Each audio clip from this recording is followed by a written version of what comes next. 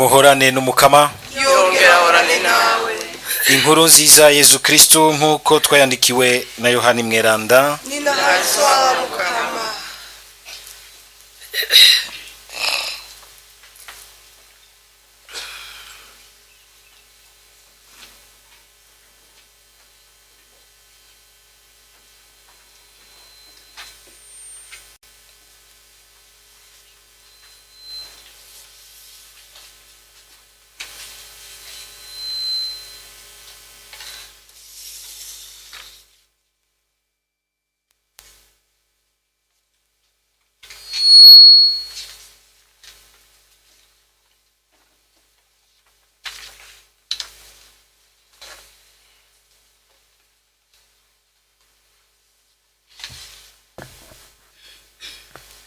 Ngiye ngingo Yohani yashinze hamwe abayahudi bamurungikira abasaserdoti n'abareviti bavuye i Yerusalemu ngo bamubaze bati urinde.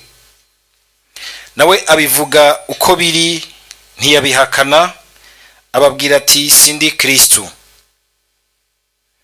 Baramubaza rero bati bite se ubaye Eliya? Ati eka sindiwe. Uri umuhanuzi? Abishura ati oya. Nabo bamubwira bati none urinde tukaboneraho iryo tuja kwishura abadutumye. None wewe wiyita nde? Ati jewe ndijajwi riterera kamo mu gahinga kumwe umuhanuzi Isaya yabivuga ati nimuringanize inzira y'umukama. Abari batumwe barabo mu bafarizayo bongera rero baramubaza bati ni kuki none ubatiza utari Kristo, ntube Eliya, vyongeye ntube na wa muhanuzi?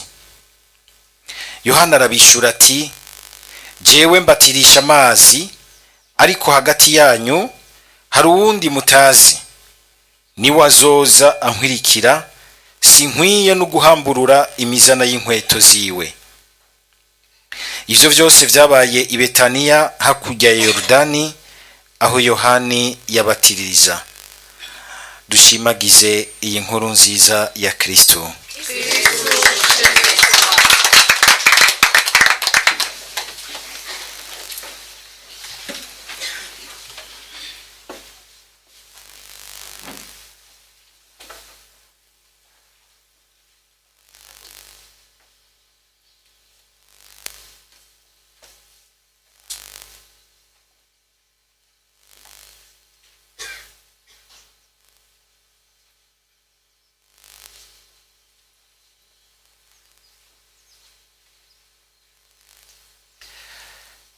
Aradutunga ivyuma ngira ngo vyari vyaraye bihimbaje gose umwaka mushasha.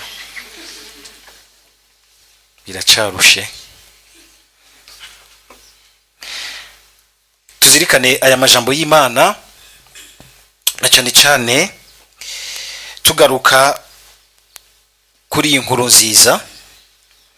Inkuru nziza sinzi ko muvise ikintu cyagarutse gose ingene Yohani Batista bamubaza ikibazo c'uwariwe. Urinde. Urinde. Kandi ico kibazo ni kibazo kibajijwe neza kuko ari kibazo bamubajije bafatiye kuri Mesiya, kuri Yezu Kristo.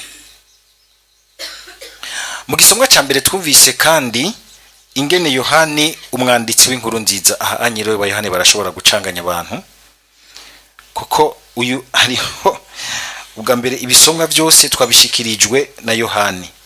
Mu gisomwa ca mbere badusomeye mu ibaruwa rya mbere ry'umutumwa Yohani kuko Yohani yaranditse amabaruwa yongera yandika n'inkuru nziza. Mu nkuru nziza naho nyine twasomye inkuru nziza ya Yohani, kandi umva ko ari Yohani umwe, kandi n'uyu Yohani twumvise yanditse ibi byose yarabaye umwigishwa wa Yohani Batista.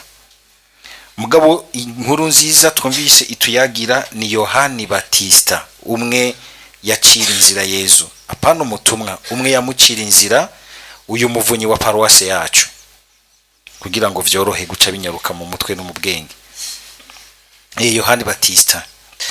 Yohani Batista rero bakamubaza ikibazo gikomeye, ni ikibazo kidasanzwe kuko ni ikibazo kidutumirira gutegerezwa kumenya natwe tuti none twebwe turi iki, Imana yatugize iki, yadushatse gute ufatiye kuri Yezu Kristo.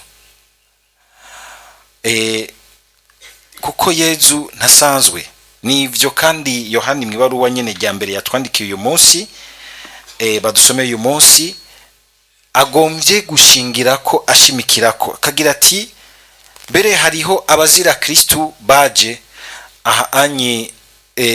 Yohana ariko aravuga ruzira Kristo, ntidushoke duca tunyaruka kumufatanya na bimwe vya 666.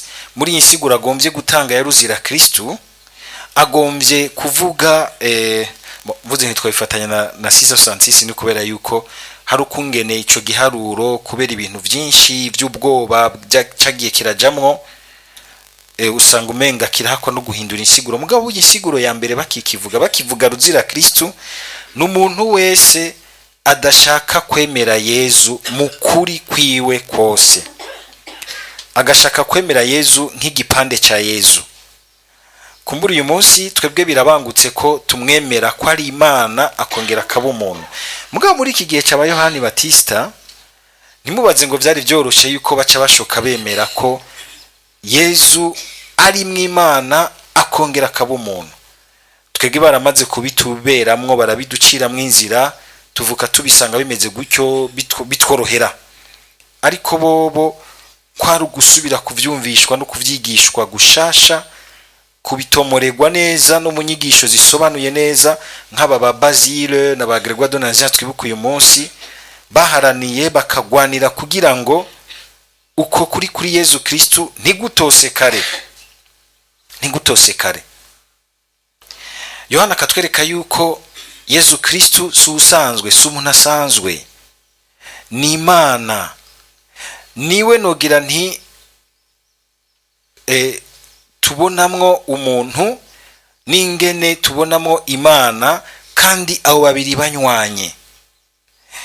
Niwe kumwe dukunze kuvuga, turakunze kuvuga ngo umuntu abicitegererezo. Nivyo hari igihe tuberanira ivyitegererezo mugabo umuntu arashaka kubera icitegererezo akagarukiriza aho umuntu ageza.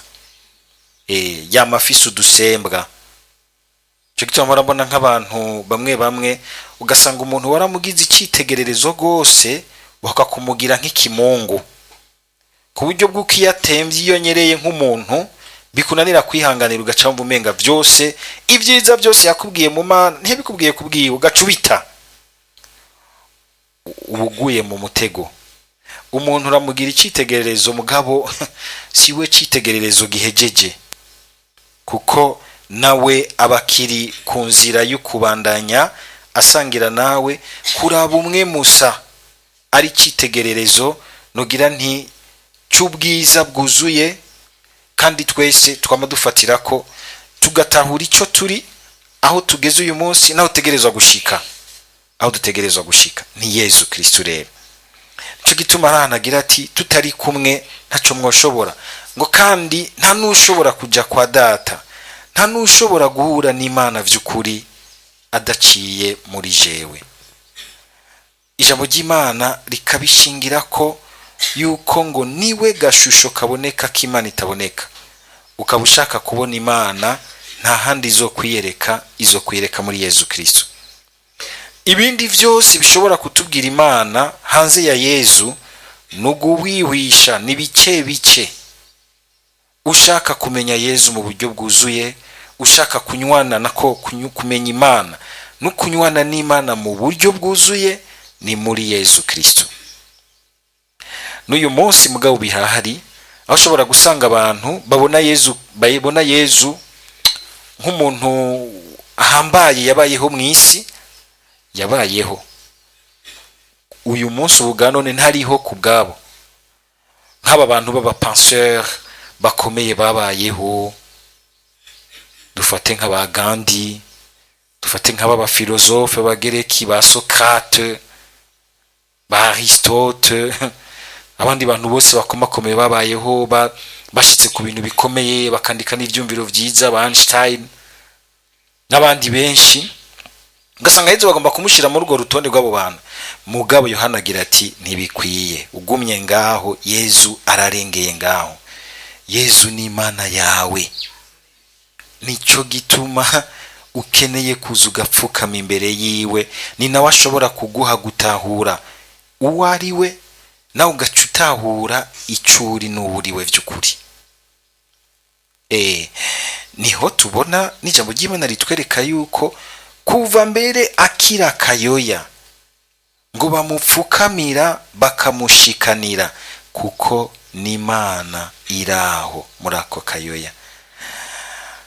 Nama nibaza nti umunsi tworana Bikira Mariya no mubaza ingene yavyifatamwo afise ako kayoya kitwa ko arako yibarutse, ariko kandi ariko kamuremye. Ivyo bintu murumva ingene Bikira Mariya yabaye mu bintu umenga biragoye kandi biryoshe.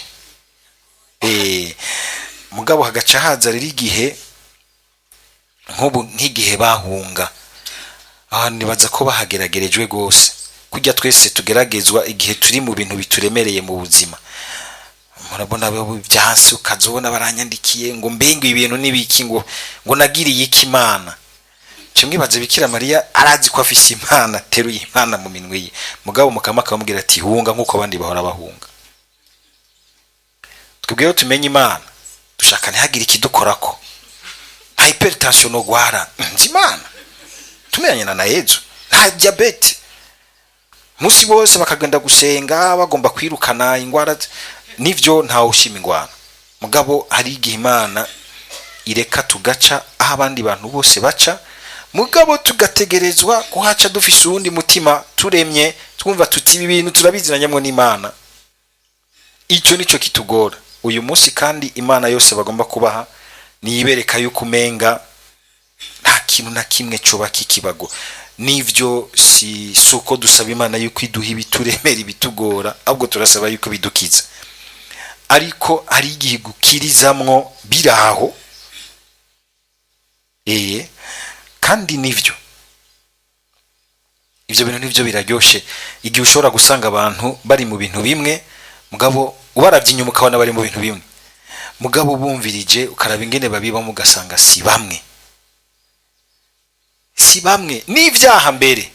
Subira ku musaraba, namanda bahakaruka vya bisuma bibiri, ibisuma ni byose ni bisuma rurombo bibiri vyabambwe, ariko nibisangiye umutima.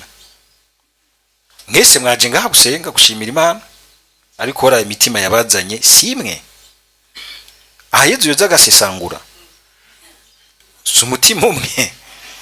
Bigomba kuvuga yuko rero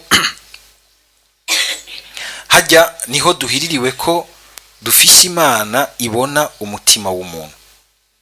Nako ndavuga ntingene Bikira Mariya yashoboye kuba muri ivyo bitangaza, iyo mystère, agapfukamira ko kayoya, ariko kandi akakonsa, kakayagura karira gakeneye ibere. Ni ibintu bitangaje gose, ariko birimwo n'inyigisho, ukwicisha bugufi kw'Imana, ingene Imana yagendeye muri ayo mayira y'ubuzima bw'umuntu no mu bimugerageza kugira ngo imuremeshe iti umunsi wahaciye naje narahaciye, ihangane turi kumwe. Turi kumwe. Ninde nko muri ca gihe bose bahazuka bahanirana, ti n'umugesera nibamutera amabuye nibamwice nibamukureho. Hari igihe tugira tuti tiyo tuhaba twe nitwari kugira gutyo. Mugabo iyo muri ko muratonda nko ku muntu mumutera nka ping pong mumuhanahana, nibijya nibijya. Hewe ngo ndakubwire tugire nevene ya naka nkuraze nasiga ametse, hari byose tubikwegera mu bisabisho. Nibijya ni Yezu, nibijya yabayemwo Yezu akakubwira ati gihe bariko arabikugira ko tekana narabiciyemwo, niwangumya nzokugumya. Ivyo byose ahubwo byose bizozimangana imbere yawe, kandi byose bizohereza gupfukama imbere yawe niwagumye umutima muri jewe.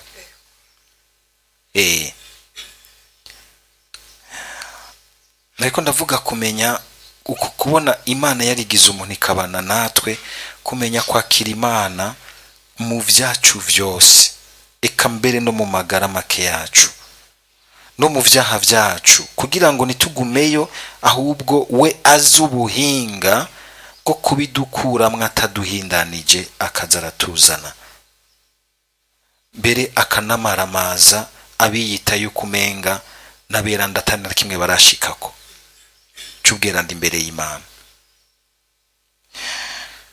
Yohana akagira ati rero Yezu ntasanzwe, mbere agaca twereka Yohani Batista ingene nawe yitahura mu cari imbere y'uwo Mesiya, akagira ati arahambaye, sinkwiye no guhamburira imizana y'inkweto ziwe, sinkwiye no guhamburira imizana y'inkweto ziwe. Niko yarigize umuntu ariko kandi aguma ari Imana. Ico rero kirahambaye, dusabe Yezu uko kuntu kurundi ruhande naho yatwegereye agaca bugufi akamatuzanira imbabazi z'Imana, ntitumumenyero kakamenyero kabi ko tugiranira familiarite, ntitugire nogira ntikindi kintu naco kimwe cyo mu Kirundi wacu bagira ngo ikibano kirakengereza, ugaca usanga umenga hari hano utacumva ko ari Imana, utacumva yuko ari umunsi uri izina azo gucira urubanza ku bintu bikomeye by'ubuzima bwawe, ugasanga umenga ufata Yezu, umenga Yezu arakurekerana ukigirira ivyo ushaka, ukibera mu vya ujya no mujama n'umusheri yarazi ngene ansabira ikigo ukagumayo. Oya, yaje kugira ngo nivyo buke buke agukuriye, kuko n'Imana ishaka kukwambika ubumana bwayo. Yohani rero aratwigisha ukungene bamubaza ikibazo gikomeye. Aba bantu n'abantu bari barungitswe kugira ngo bamubaze neza.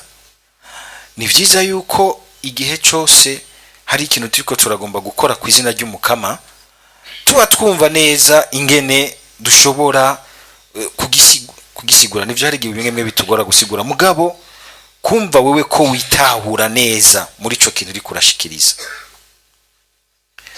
Ntupfe gushikiriza ibintu na wewe utitahura neza muri ico kintu uri kurashikiriza, kuko ikintu cyose tugomba gushikiriza ku izina ry'Umukama, ikintu cyose tugomba gukora ku izina ry'Umukama, Umukama banza kukubaza uti none wewe wibaza ko ndinde.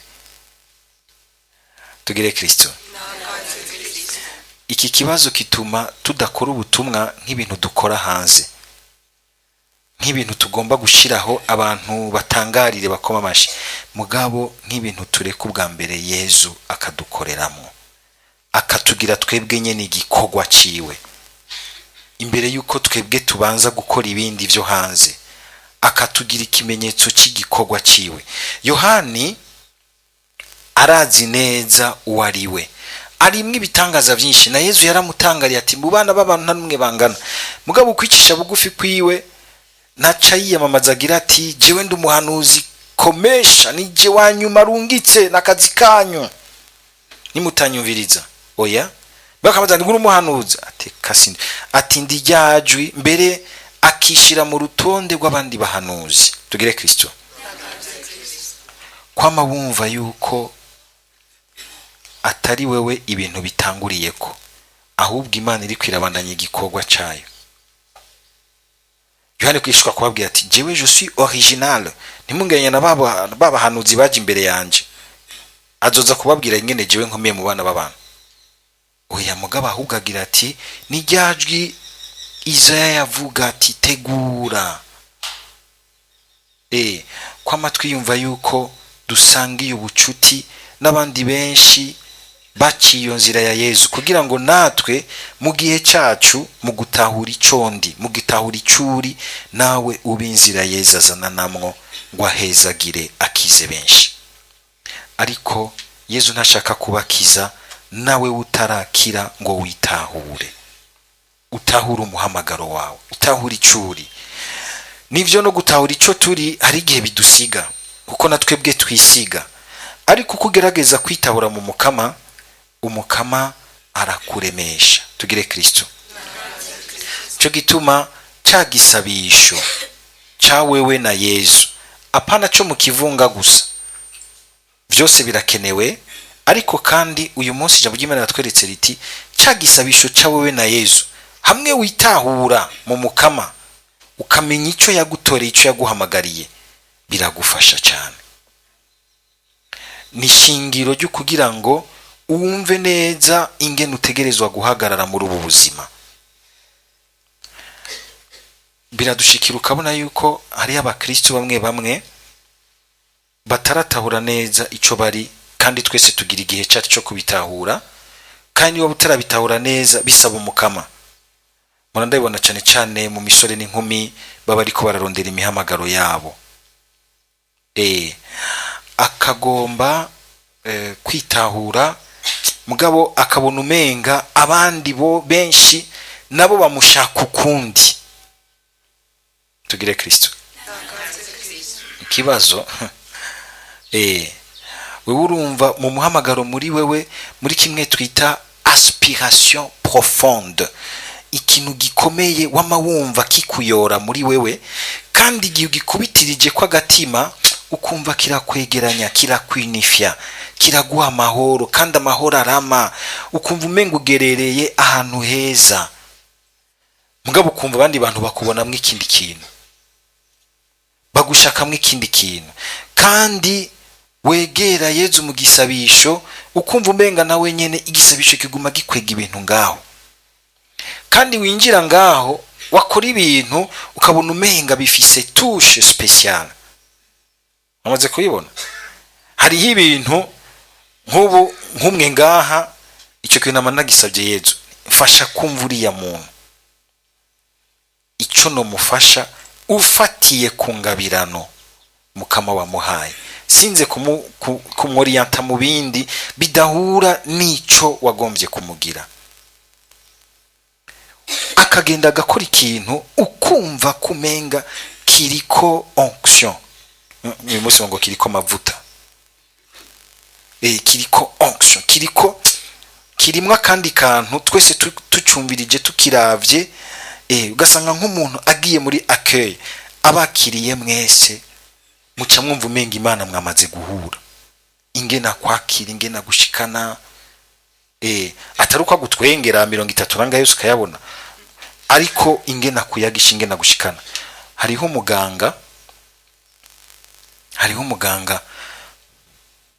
nagiye kwivuza numva ko ndemvye, ukungene yanyakina cyo numva ntanguye gukira, ku buryo cyatangura gutera inkuru nkibagira n'ivyo narinje kwivuza, kubera iyo ngabirano, iyo touche Imana yamuhaye yindi, ni ngabirano yiwe, igatuma yumva ko yoba umuganga. Nawe usaba umukama kugira ngo muri ubu buzima buringa ibintu byinshi biturondera, ibintu byinshi bituresha, ibintu byinshi biduhamagara, ibintu byinshi bidushaka, ibintu byinshi mbere bidukuririza, biduhenda, ibintu byinshi ego n'ivyo, kandi hari n'igihe umuhamagaro wawe ushobora kunanira kumva, Imana ikawucisha ku bandi bantu kandi bakurabana umutima w'ukuri. Umutima w'ukuri, hariho abantu babashinga nahe n'abapfasoni bahagaze neza mu Mana, ukumva yaciye imbere yawe akavyumva, ukunda aciye imbere akavyumva, ukunda aciye imbere akavyumva uko, ukuvyitondera. Hari naho umukama bariko kubwira ati abo bantu kuko twegeranye barumva neza ico nakugize hagati muri bo. Dusaba umukama natwe uyu munsi aduhe kwama twitahura twifatiye kuri Yezu Kristo ubwa mbere, kandi tubonereho kumukorera kuko twashimye yuko twebwe nyene adukorera mwakatugira icamwa c'igikorwa ciwe mu bandi. Amen.